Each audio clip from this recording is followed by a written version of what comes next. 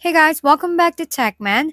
Today, let me show you how to fix JBL Flip 5 not turning on or charging.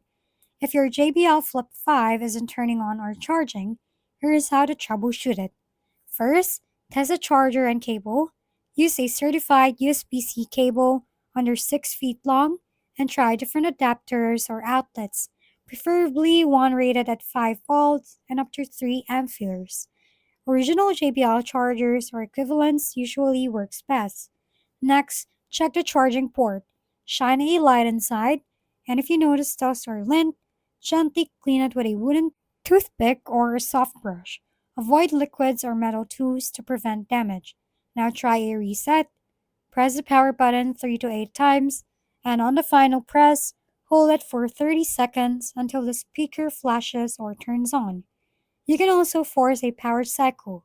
Unplug the charger, hold the power button for 30 seconds, release, then reconnect and try again. If none of the steps work, your battery may need professional servicing. If we've been helpful, kindly give us a thumbs up and don't forget to hit the subscribe and bell button for more contents. For any questions and suggestions, comment down below.